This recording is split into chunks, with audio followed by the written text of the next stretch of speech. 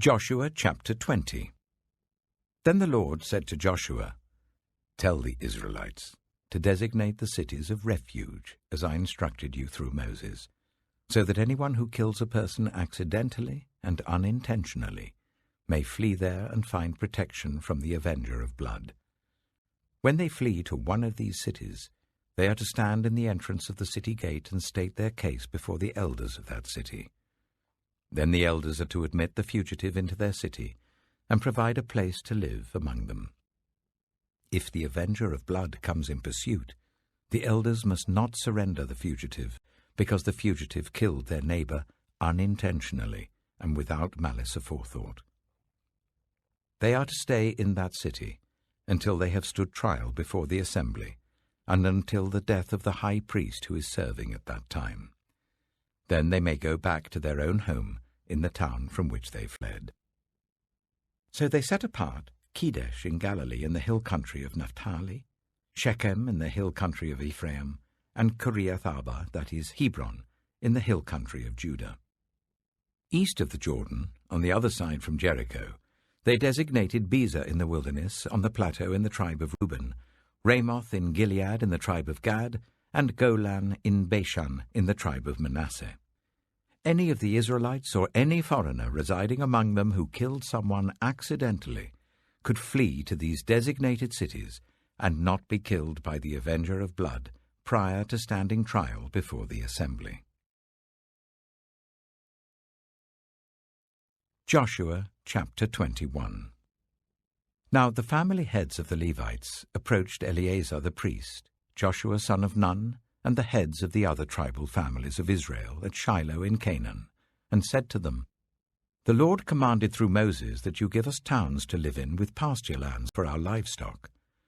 So, as the Lord had commanded, the Israelites gave the Levites the following towns and pasture lands out of their own inheritance. The first lot came out for the Kohathites according to their clans. The Levites, who were descendants of Aaron the priest, were allotted 13 towns from the tribes of Judah, Simeon, and Benjamin. The rest of Kohath's descendants were allotted 10 towns from the clans of the tribes of Ephraim, Dan, and half of Manasseh. The descendants of Gershon were allotted 13 towns from the clans of the tribes of Issachar, Asher, Naphtali, and the half-tribe of Manasseh in Bashan.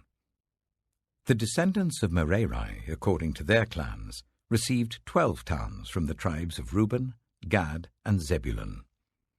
So the Israelites allotted to the Levites these towns and their pasture lands, as the Lord had commanded through Moses. From the tribes of Judah and Simeon, they allotted the following towns by name. These towns were assigned to the descendants of Aaron, who were from the Kohathite clans of the Levites, because the first lot fell to them. They gave them Kiriath-arba, that is Hebron, with its surrounding pasture land in the hill country of Judah. Arba was the forefather of Anak. But the fields and villages around the city they had given to Caleb, son of Jephunneh, as his possession. So, to the descendants of Aaron the priest, they gave Hebron, a city of refuge for one accused of murder, Libnah, Jattir, Eshtemoa, Holon, Debir, Ain, Jattah, and Beth-shemesh, together with their pasture lands. 9 towns from these 2 tribes. And from the tribe of Benjamin, they gave them Gibeon, Jeba, Anathoth, and Almon, together with their pasture lands. 4 towns. The total number of towns for the priests, the descendants of Aaron, came to 13, together with their pasture lands. The rest of the Kohathite clans of the Levites were allotted towns from the tribe of Ephraim. In the hill country of Ephraim, they were given Shechem, a city of refuge for one accused of murder, and Giza, Kibzaim, and Beth-horon, together with their pasture lands. 4 towns. Also, from the tribe of Dan, they received Eltekeh, Gibbethon, Aijalon, and Gath-rimmon, together with their pasture lands. 4 towns. From half the tribe of Manasseh they received Taanach and Gath-rimmon, together with their pasture lands, 2 towns. All these 10 towns and their pasture lands were given to the rest of the Kohathite clans. The Levite clans of the Gershonites were given From the half-tribe of Manasseh, Golan in Bashan, a city of refuge for one accused of murder, and Be-eshtaroth, together with their pasture lands, 2 towns. From the tribe of Issachar, Kishion, Daberath, Jarmuth, and En-gannim, together with their pasture lands, 4 towns. From the tribe of Asher, Mishal, Abdon, Helkath, and Rehob, together with their pasture lands, 4 towns. From the tribe of Naphtali, Kedesh in Galilee, a city of refuge for one accused of murder, Hamoth-dor and Kartan, together with their pasture lands, 3 towns. The total number of towns of the Gershonite clans came to 13, together with their pasture lands. The Merarite clans, the rest of the Levites, were given from the tribe of Zebulun, Jokneam, Karta, Dimnah, and Nahalal, together with their pasture lands, 4 towns. From the tribe of Reuben, Bezer, Jehaz, Kedemoth, and Mephaath, together with their pasture lands, 4 towns. From the tribe of Gad, Ramoth in Gilead, a city of refuge for one accused of murder, Mahanaim, Heshbon, and Jazer, together with their pasture lands, 4 towns in all.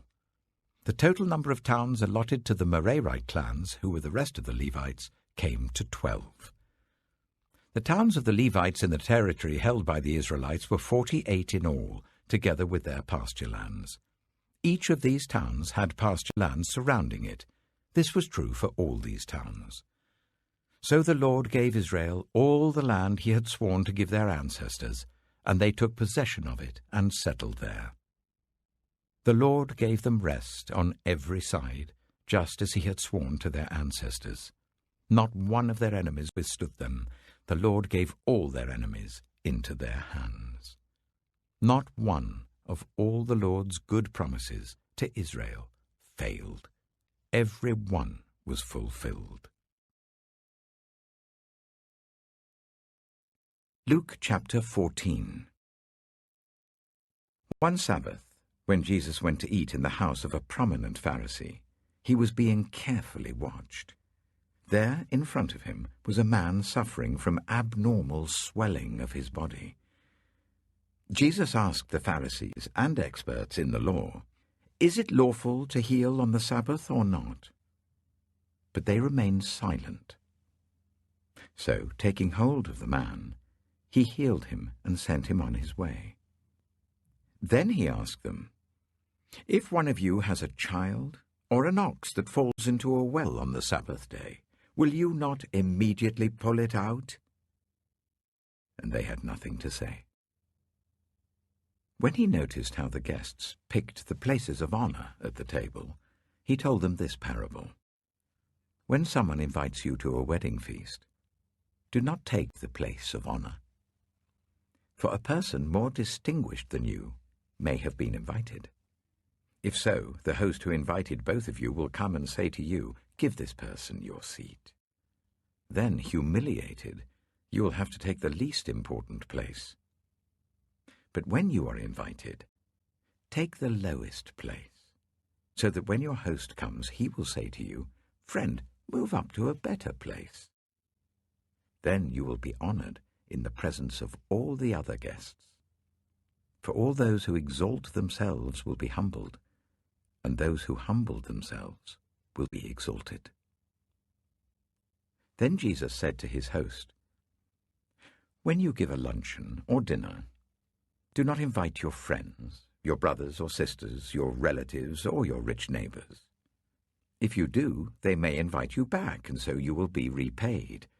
But when you give a banquet, invite the poor, the crippled, the lame, the blind, and you will be blessed. Although they cannot repay you, you will be repaid at the resurrection of the righteous." When one of those at the table with him heard this, he said to Jesus, "Blessed is the one who will eat at the feast in the kingdom of God." Jesus replied, "A certain man was preparing a great banquet and invited many guests. At the time of the banquet, he sent his servant to tell those who had been invited, Come, for everything is now ready." But they all, alike, began to make excuses. The first said, "I've just bought a field, and I must go and see it. Please excuse me." Another said, "I have just bought 5 yoke of oxen, and I'm on my way to try them out. Please excuse me." Still another said, "I just got married, so I can't come." The servant came back and reported this to his master. Then the owner of the house became angry and ordered his servant, "Go out quickly into the streets and alleys of the town and bring in the poor, the crippled, the blind, and the lame." "Sir," the servant said, "what you ordered has been done, but there is still room." Then the master told his servant, "Go out to the roads and country lanes and compel them to come in, so that my house will be full. I tell you, not one of those who were invited will get a taste of my banquet." Large crowds were traveling with Jesus, and turning to them he said, "If anyone comes to me and does not hate father and mother, wife and children, brothers and sisters, yes, even their own life, such a person cannot be my disciple. And whoever does not carry their cross and follow me cannot be my disciple. Suppose one of you wants to build a tower. Won't you first sit down and estimate the cost to see if you have enough money to complete it? For if you lay the foundation and are not able to finish it, everyone who sees it will ridicule you, saying, 'This person began to build and wasn't able to finish.' Or suppose a king is about to go to war against another king. Won't he first sit down and consider whether he's able, with 10,000 men, to oppose the one coming against him with 20,000?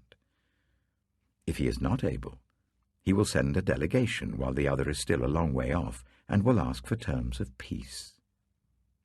In the same way, those of you who do not give up everything you have cannot be my disciples. Salt is good, but if it loses its saltiness, how can it be made salty again? It is fit neither for the soil nor for the manure heap. It is thrown out. Whoever has ears to hear, let them hear.